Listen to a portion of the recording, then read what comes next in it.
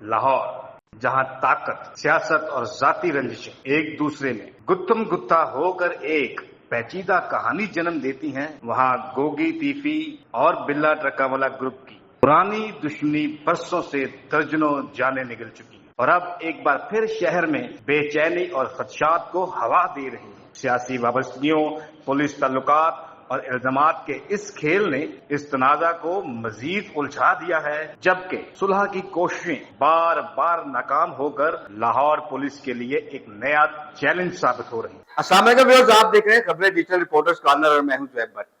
लाहौर के साए तले एक पुरानी दुश्मनी फिर जिंदा हो गई। दुश्मनी क्या है? चुदराहट की जंग है। खानदानी दुश्मनी एक और बात है और चुदराहट की जंग एक और बात है। ये वो दुश्मनी है गोगी भट्ट, तीफी भट्ट और बिल्ला ट्रकावाले ग्रुप के दरमियान जो 3 दहाइयों से जारी है। इन दोनों खानदानों की चुदराहट की जंग में सैकड़ों माओ के लाल हलाक हो चुके हैं। सवाल यह है कि जो सियासी पार्टियां हैं या जो सियासतदान हैं उनको अपने मकासद के लिए इस्तेमाल करते हैं, या ये जो डिपार्टमेंट्स नए जन्म लेते हैं जो छोटे लेवल के क्रिमिनल्स का खात्मा तो कर देते हैं, क्या इन बड़े मगरमच्छों को भी हाथ डालने की सकत रखते हैं, या सियासी आशीर्वाद के नीचे ये ऐसे ही फलते फूलते रहेंगे और दूसरे जो आम जो लोग हैं वो इनके हाथ में इस्तेमाल होके इसी तरह जो है वो जाया होते रहेंगे। इसी हवाले से आजकल तीफी भट्ट और गोगी भट्ट, पहले एक तीफी भट्ट साहब ने अपना एक इंटरव्यू दिया था, नशर किया था मुख्तलिफ चैनल्स पे। आजकल गोगी भट्ट साहब जो हैं वो इंटरव्यू दे रहे हैं और बेदरैग जो है ये साबित करने की कोशिश कर रहे हैं कि जो बलाज ग्रुप है, जो टीपू टक्काला ग्रुप है, जो उन पे बलाज का कत्ल है वो उन पे नाजायज है। बेशक उनको 109 में जो है वो शामिल किया गया, लेकिन वो ये भी कह रहे हैं कि मेरा उनसे तल्लक ही नहीं। इसी हवाले से हमारे साथ सीनियर साबित तलाल इश्तियाक साहब मौजूद है, उनसे हम ये जानने की कोशिश करते हैं ये कि माजरा क्या है कि पहले इस वारदात से पहले जब जवेद भट्ट साहब जो तीफी के और गोगी के बिनोई हैं उनको कत्ल करने से पहले मौसम ने और उसने इन्होंने भी इस तरह टीवी पे और फेसबुक पे इंटरव्यूज दिए, लोगों से हमदर्दियां हासिल की, लेकिन किया उन्होंने भी काम वही। इतने ही मुकदमात उन पर दर्ज हैं, उतने ही मुकदमात इन पर दर्ज हैं। ये कंक्लूजन किस करवट बैठ रहा है, जानते हैं तलाश साहब से। अस्सलाम वालेकुम सर। सर ये बताइएगा ये क्या माजरा है, ये क्या दौड़ है सोशल मीडिया के आलाकार बनाया जा रहा है? उसको आप पहले ये अदालतों में केस होते थे, अब आप सोशल मीडिया में बैठ के प्रेस कॉन्फ्रेंसेस करके ये खूनी जंगे हैं उसके हवाले आप दे रहे हैं और अपने आप को निर्दोष साबित करने की कोशिश कर रहे हैं। 35 साल हो गए लाहौर में, लाहौर की सबसे बड़ी ये दुश्मनी है चलते हुए। इसमें खानदानों के खानदान, मतलब बाप बेटा पोता फिर बहनोई, दोनों ग्रुपों के लोग इसमें कत्ल होते रहे हैं। मुझे सिर्फ ये बात का जवाब दें, आप टिकटॉक की बात करते हैं, सोशल मीडिया की बात करते हैं। 35 सालों में सोशल मीडिया तो नहीं था, बट जब का सोशल मीडिया आया है ये सब सियासी वाबस्तगियाँ इनके साथ हैं। कोई जमात हो, पाकिस्तान मुस्लिम लीग नून हो, तहरीक इंसाफ हो, इनका बिल्कुल आशीर्वाद छोड़ के हर बंदा हर रहनुमा सपोर्ट इनके पास लाते जाते हैं। इलेक्शनों में भी देखा होगा आपने, इन्होंने किन किन की कैंपेन्स की, ये सारा आप मेरे सामने है। दूसरा, पुलिस अफसरान से भी इनकी दोनों खानदानों की, गोगी भट्ट की तो आप जबान ज़दे आम पे बात है। उन्होंने बताया है कि बलाज के उस JIT पे सवाल जो उठाया है कि जो JIT बनी है इसके लिए, उसमें बलाज ग्रुप के या टीपू ट्रकाला ग्रुप के दोस्त बैठे हुए हैं। आपसे जानना चाहेंगे, चलें इसको अगर आप इसकी बैकग्राउंड देखें, इससे पहले बलाज ने फेसबुक पे आके भी इंटरव्यूज देने शुरू की और आके जी मेरा कोई कसूर नहीं है, मुझे खानदानी दुश्मनी पली पलाई मिली है। और उसके बाद जब वो मर्डर हो जाता है उसका भाई भी यही कह रहा है कि हमें खानदानी दुश्मनी पली पलाई मिली है।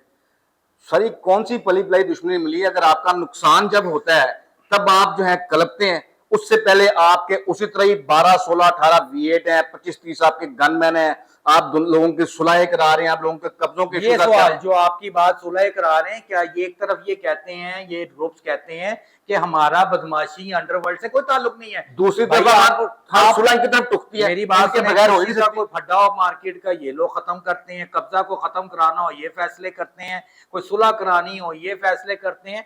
सबसे बड़ी ये बात मैं आपको बताऊं, सवालिया निशान इदारों पे है। इसलिए सर हर बड़ी मार्केट की सरपरस्ती जो है वो इन्हीं ग्रुपों की, दोनों की है। पुलिस लाहौर चैम्बर के जो प्रेसिडेंट इवन तक पुलिस आते हैं। और हुकूमतों का है। देखें, जब इस तरह की दुश्मनियां परवान चढ़े तो पुलिस से बड़ी कोई ऐसी ताकत नहीं है, पुलिस का मोश तमाशा ही है। स्टेट से बड़ी कोई ऐसी ताकत नहीं है जो इनकी सुलह ना करा सके, इनको एक पेज पे एक एक दो दो 10-10 कदम पीछे ना कर सकें।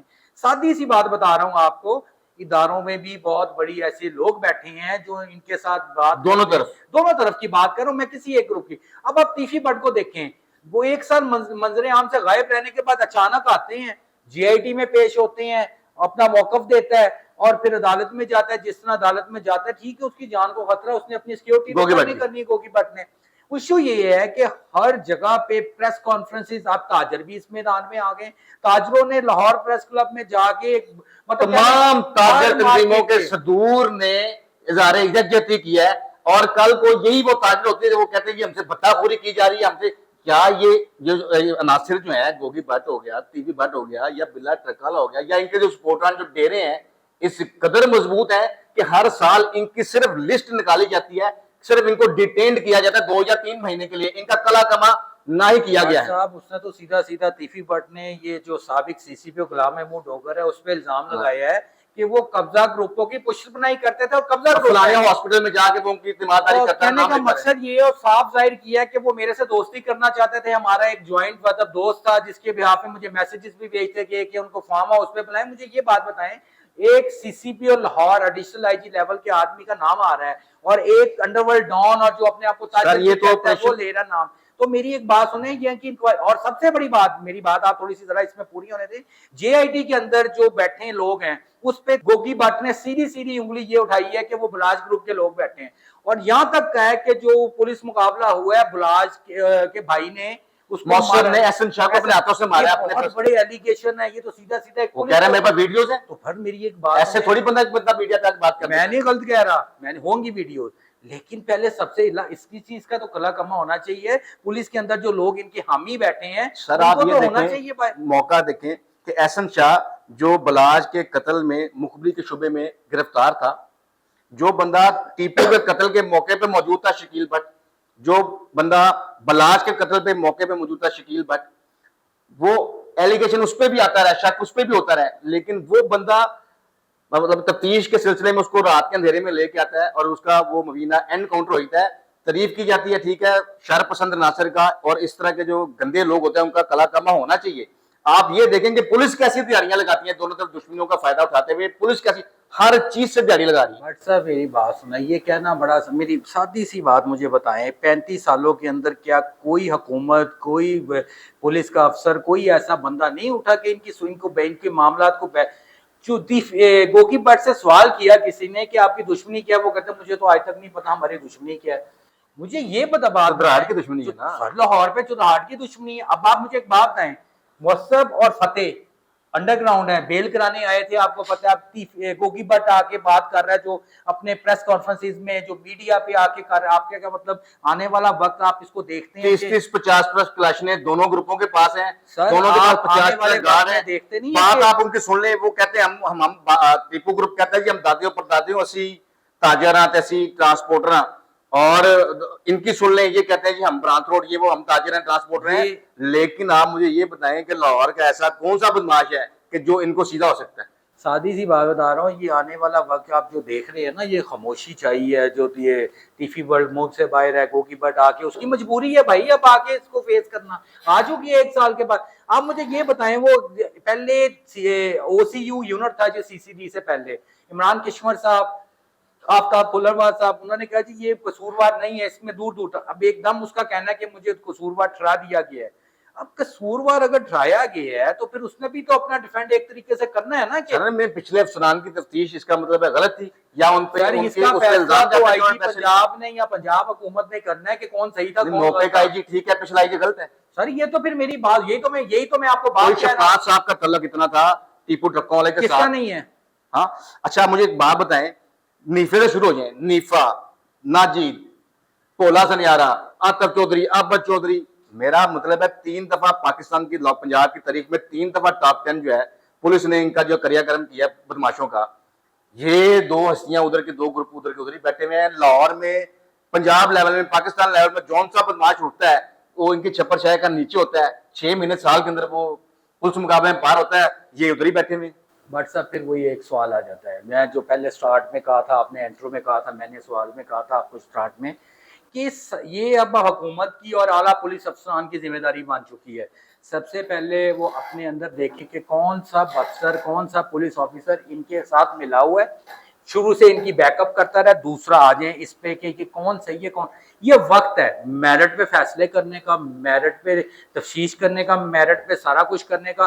अगर आज नहीं हुआ, आप देखिए 35 सालों से तो ये आ रहे हैं, अगले 35 साल भी आप यही सर ये जदीद दौर है, ग्लोबल इंटरेक्शन है, सारा कुछ हो सकता है। अगर करना चाहे तो, ना करना चाहे तो कुछ भी नहीं हो सकता। सादी सी बात बता रहा हूँ, अगर पुलिस करना चाहे तो मैं आपको बताता हूँ 24 घंटे के अंदर अंदर एक SHO, इतने इख्तियारात होते हैं, बिल में भी छुपा हुआ डाकू, चोर, कातल पकड़ के ला सकता है। मैं आपको इस बात की गारंटी दे रहा हूँ। तो ये तो वो ऑफिसर्स हैं जो DIG ऑपरेशन लाहौर हैं, DIG इन्वेस्टिगेशन लाहौर है, SSP इन्वेस्टिगेशन लाहौर है, अब तो ये CCD यूनिट बन चुका है, इनको सर जोड़ने चाहिए। ये अब लाहौर मजीद जो कत्ल है वो नहीं अफोर्ड कर सकता। खानदान के खान जो चलें, इनके तो गए ही गए हैं, जो मरते हैं इनके गनमैन या उनके खानदान है, वो किधर वो स्टैंड करते हैं। अब लाहौर कोई कत्ल अफोर्ड नहीं कर सकता। बहुत शुक्रिया। ये कहानी है लाहौर की गलियों में होने वाली एक खूनरेजी की, जो 35 साल से जारी है। हजारों नहीं तो सैकड़ों माओं के बच्चे इन खानदानी दुश्मनियों में जो है वो जाया हो चुके हैं, और पुलिस खामोश तमाशाई है, अफसरान खामोश तमाशाई है, सियासतदान अपना मकासद निकालते हैं और खामोश तमाशाई है। देखना यह है कि अब इस दौर में भी, इस जदीद दौर के अंदर भी, अब अगर पुलिस और इंतजामिया अगर अपना एक्शन लेती है तो ये दुश्मनियां, ये जान लेने वाले प्लेटफॉर्म जो हैं ये खत्म होते हैं, वरना ये यूं ही चलते रहेंगे। मजीद ऐसी इंफॉर्मेशन के लिए देखते रहिए खबरें डिजिटल रिपोर्टर्स का।